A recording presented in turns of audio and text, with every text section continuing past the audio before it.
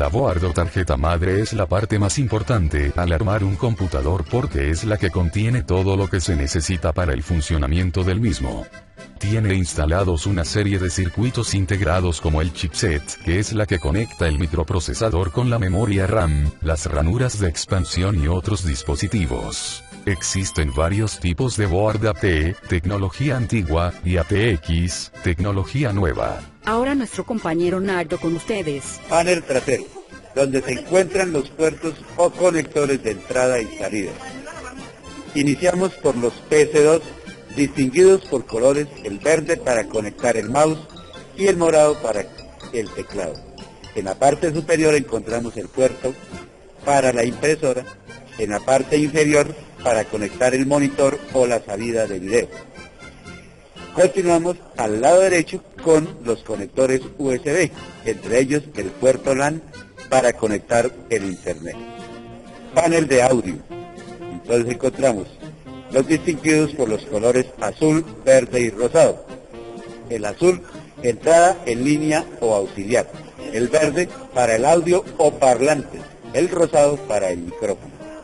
Es de aclarar que en la actualidad han sido reemplazados por las entradas USB y para video el HDMI. Bueno, nuestra compañera Adelaida nos ilustrará sobre el procesador y el socket. El procesador es el integrado principal que se encuentra en la board, por eso es llamado el cerebro del computador. De acuerdo a la historia de los procesadores hemos tenido grandes evoluciones a través de los años, en lo que va evolucionando las tecnologías cada día más, dándonos mayor velocidad y mejor capacidad en los procesos de datos, tecnologías duraderas. También el microprocesador está conectado generalmente mediante el socket. Está sujeto mediante una palanca para su correcto funcionamiento.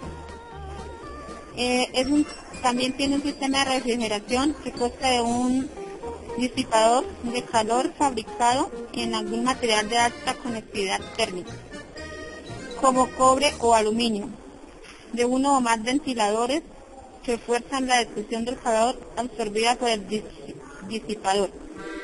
Entre este último y la cápsula del microprocesador suele colocarse pasta térmica para mejorar la conectividad térmica.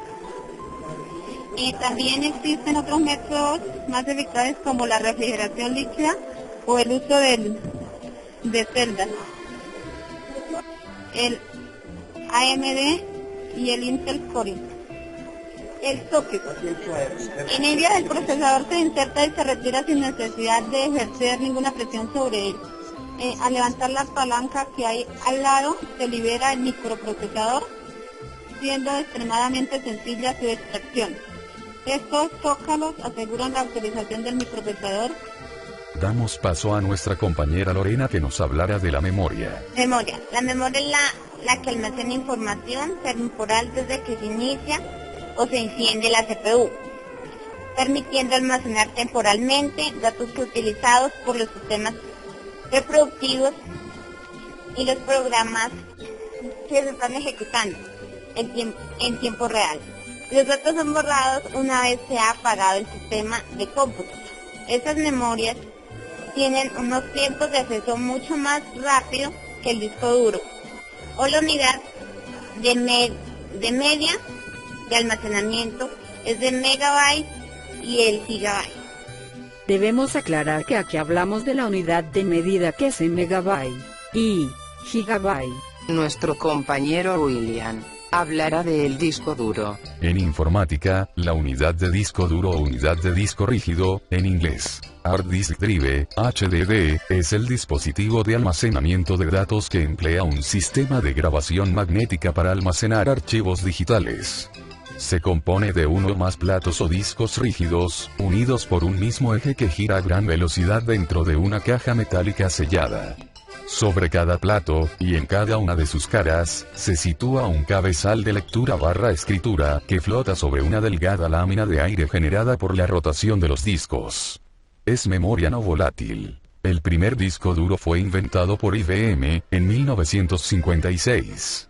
A lo largo de los años, han disminuido los precios de los discos duros, al mismo tiempo que han multiplicado su capacidad, siendo la principal opción de almacenamiento secundario para computadoras personales. Desde su aparición en los años 1961, los discos duros han mantenido su posición dominante gracias a los constantes incrementos en la densidad de grabación, que se ha mantenido a la par de las necesidades de almacenamiento secundario 1. Los tamaños también han variado mucho, desde los primeros discos IBM hasta los formatos estandarizados actualmente. 3,5 pulgadas los modelos para PC y servidores, y 2,5 pulgadas los modelos para dispositivos portátiles.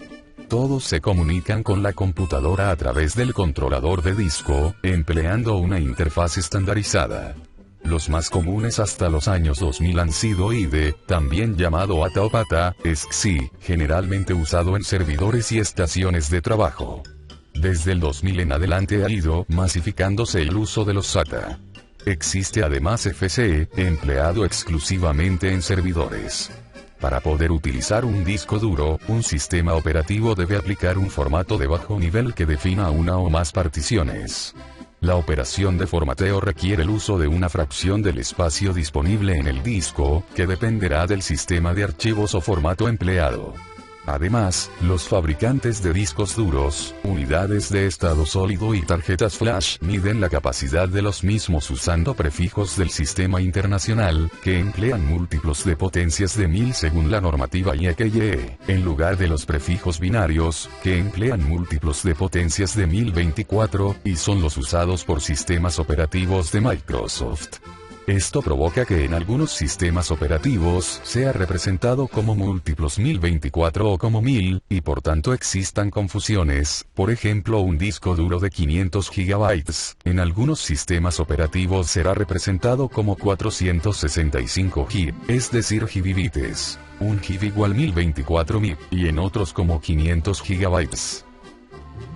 Chipset, permíteme expresar que básicamente se trata de un grupo de circuitos integrados que están colocados de fábrica en el cuerpo de la motherboard. El chipset se encarga de entablar la conexión correcta entre la placa madre y diversos componentes esenciales de la PC, como lo son el procesador, las placas de video, las memorias RAM y ROM, entre otros. Por este motivo, la existencia del chipset es fundamental para que nuestra computadora funcione, ya que es el encargado de enviar las órdenes entre la motherboard y el procesador para que ambos componentes puedan lograr trabajar en armonía. Básicamente es este pequeño elemento el que permite que la motherboard sea el eje principal de todo el sistema de hardware de nuestra PC y permite la comunicación constante entre diversos componentes a través del uso de los buses.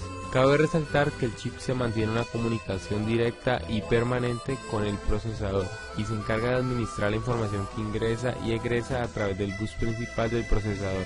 Incluso su función se extiende a las memorias RAM, ROM y a las placas de video. Es tanta su importancia que en ocasiones de la calidad y características del chip se dependerá obtener o no el máximo rendimiento del microprocesador, las posibilidades de actualización del ordenador, el uso de ciertas tecnologías más avanzadas de memoria y periféricos. Los chips de la PC. En los comienzos del uso del término chipset, cuando se utilizaba en las antiguas computadoras Commodore 64 y Atari de 8 bits, la placa madre disponía de un solo chip que había sido diseñado exclusivamente para dicha plataforma, por lo que no ofrecía un soporte adecuado para componentes.